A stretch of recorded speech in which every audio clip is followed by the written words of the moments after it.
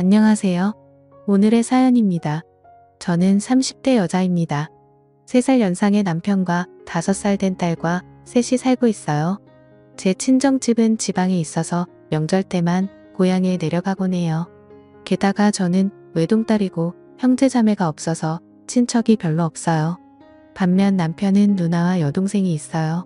시댁은 우리 집에서 가까운 거리에 살고 있어서 만나는 빈도가 매우 높아요. 특히 시어머니와 시누는 저를 친딸 친언니처럼 대해줘서 함께 맛집 가기도 하고 쇼핑하러 가기도 해요. 시어머니의 나이는 60대인데 일하셔서 그런지 점고 센스도 좋으세요. 그래서 대화를 하는 게 매우 즐거워요. 언젠가는 제가 입은 옷이 마음에 든다며 똑같은 옷을 사서 입어도 괜찮냐고 하시는데 그러시면서 제 옷도 함께 사주시는 센스까지 보여주세요. 저도 이렇게 예쁘게 늙어가고 싶다는 생각이 들게 하세요. 전업주부인 형님은 자녀가 3명이에요. 육아 상담도 해주고 안 입는 아이 옷이나 안 쓰는 장난감 등을 가져다 주기도 하는 등 정말 든든한 존재예요. 항상 제게 어려운 일이 있으면 언제든 말해달라고 하시는데 이 두 사람이 있어서 저는 이 시댁에 잘 적응할 수 있었다고 생각해요. 다만 시댁 식구 중 시아버지와 아가씨는 저와 교류가 별로 없어요. 시아버지는 일만 하셔서 집에 있는 시간이 적고 만날 기회도 거의 없어요.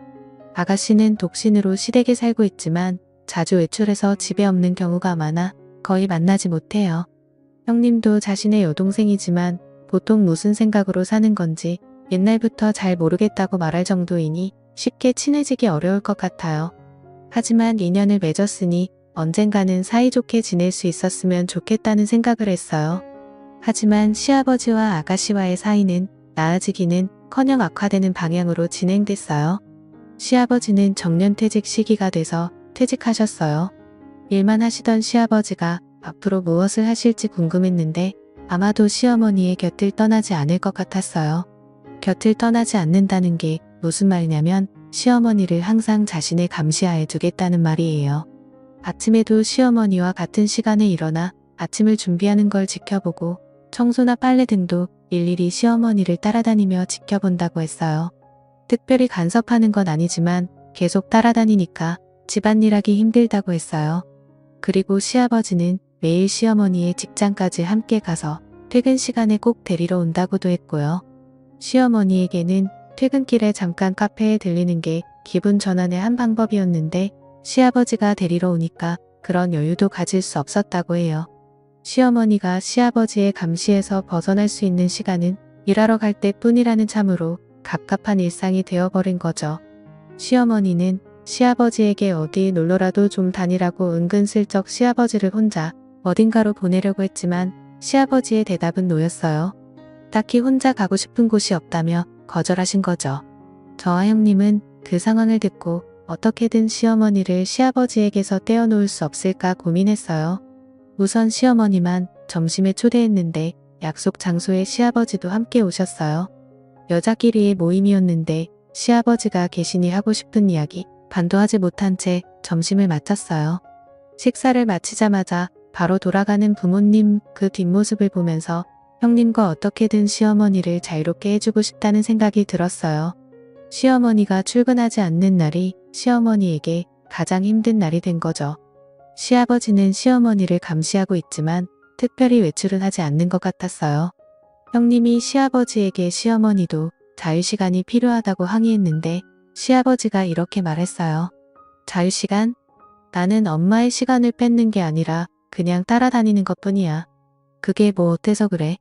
엄마의 자유는 어떻게 하죠? 여자들끼리의 식사 모임까지 따라다니는 건 정말 이해할 수 없는데 말이에요. 엄마는 퇴근길에 카페에서 여유롭게 시간을 보내는 걸 좋아하시는데 그마저도 못하게 하시는 건 엄마를 괴롭히는 거나 마찬가지라고요. 이건 나랑 엄마의 문제야. 너는 아무 상관없는 일이니까 끼지 말고 있어. 시아버지는 그렇게 말하고는 자기 방으로 돌아갔다고 해요. 시아버지의 스토커 같은 행동 어떻게 하면 해결할 수 있을까? 시아버지가 시어머니를 따라다니기 시작한 지 3개월이 지났어요. 그리고 최근 들어 시어머니의 건강이 나빠지는 것 같았어요.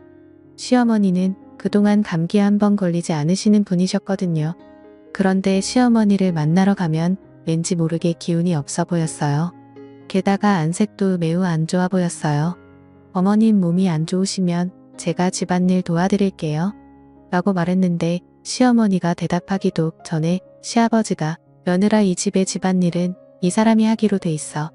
우리 집의 규칙을 잘 모르나 본데 며느리가 도와줄 수 있는 건 아무것도 없어.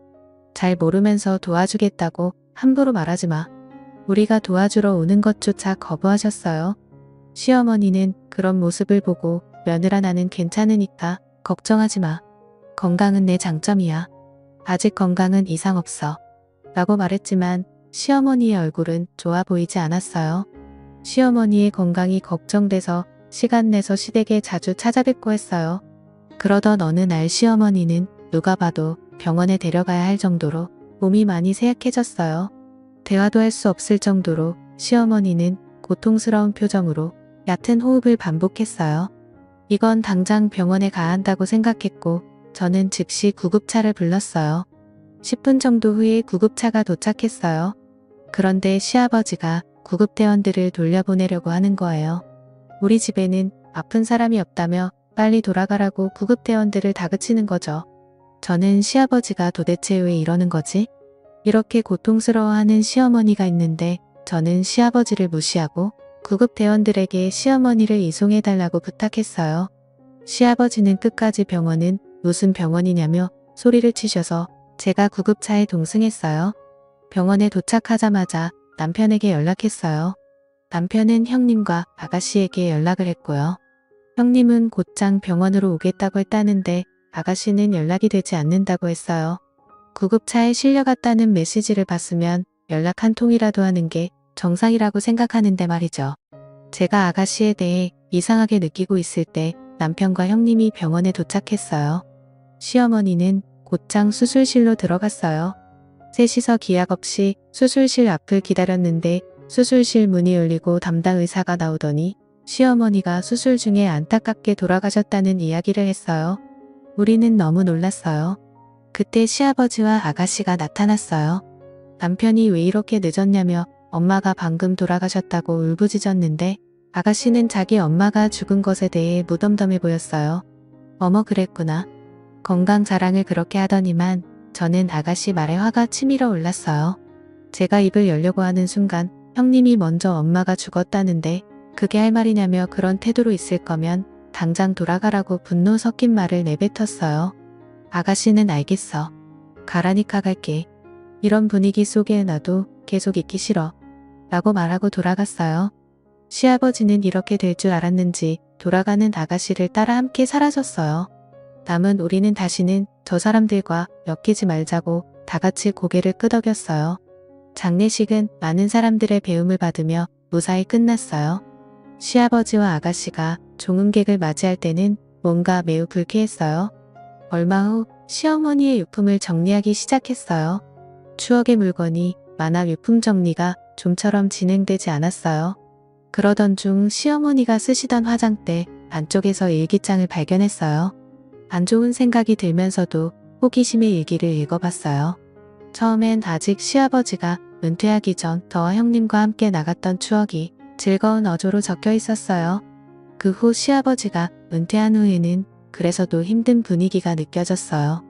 혼자 행동하는 것을 용납하지 않는다. 딸을 만나러 갈 때만큼은 혼자 가도록 좀 해주지.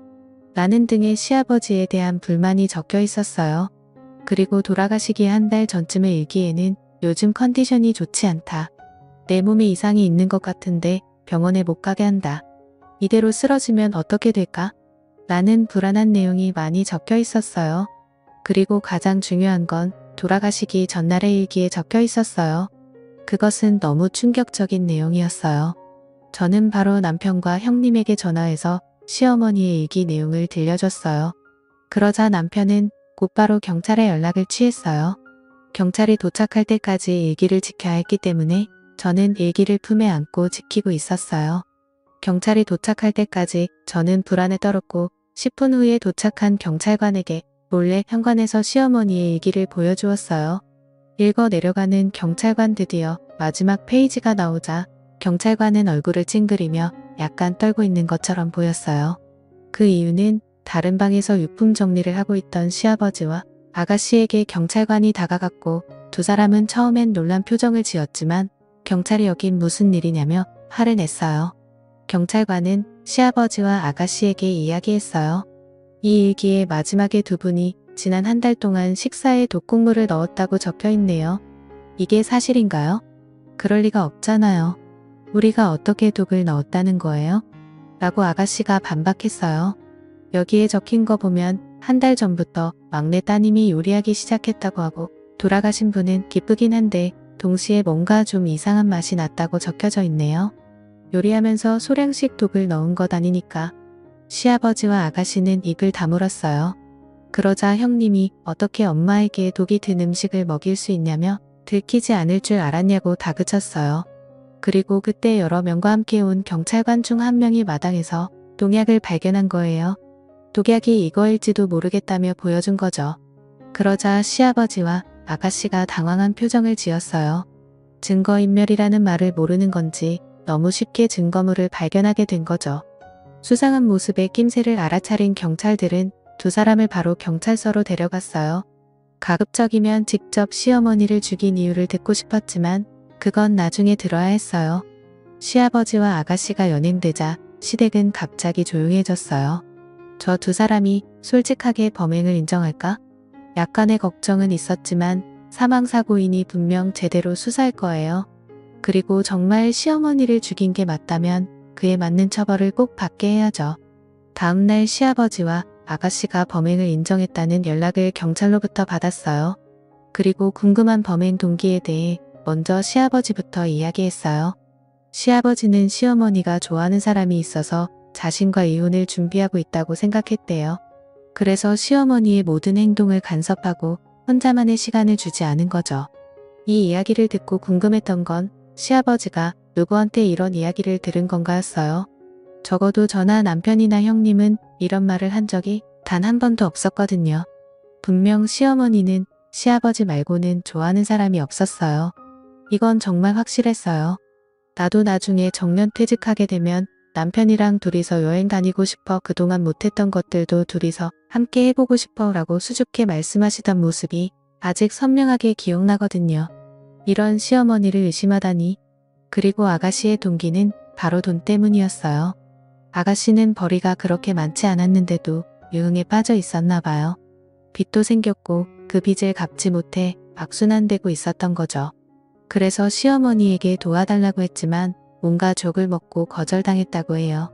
그렇다면 차라리 유산이라도 빨리 받아야겠다는 무서운 생각을 하게 된 거죠. 하지만 혼자서는 할 수 없다고 생각해서 시아버지를 이용하는 방법을 생각해낸 거예요. 즉 시아버지에게 시어머니가 좋아하는 사람이 있다는 거짓말을 한 게 아가씨였던 거죠. 시아버지는 또 그 거짓말에 순순히 속아 넘어간 거고요. 결국 모든 원흉은 아가씨였던 게 밝혀졌어요. 시아버지는 자신의 짧은 생각으로 이런 일이 생겼다며 울면서 후회한다고 했어요. 만약 시어머니를 정말 잘하는 사람이었다면 절대 그럴 사람이 아니라는 것쯤은 너무나 쉽게 알 수 있었을 텐데 바보같이 아가씨 말만 믿다니. 시어머니가 평생 좋아했던 사람은 시아버지 뿐이었는데 너무 슬프네요. 아가씨는 돈 때문에 아버지까지 이용했다는 점에서 더 죄가 무겁다고 해요. 사람의 마음을 이용한 건 결코 가벼운 일로 넘길 수 없으니까요.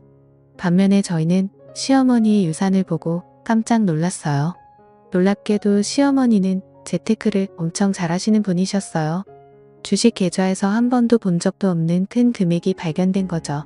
어쩌면 동거하던 아가씨가 이 사실을 알고 시아버지를 속여 시어머니를 고인이 되게 한 것일지도 몰라요. 돈이 없으면 살 수 없지만 돈이 너무 많으면 주위의 시선 때문에 살기 힘든 걸 보여주는 것인지도 모르겠어요. 앞으로 아가씨 같은 사람과 엮이지 않고 좋은 사람들과의 인연을 유지하며 가늘고 길게 오래오래 살고 싶네요. 시청해주셔서 감사합니다. 그럼 다음 영상에서 다시 뵙겠습니다.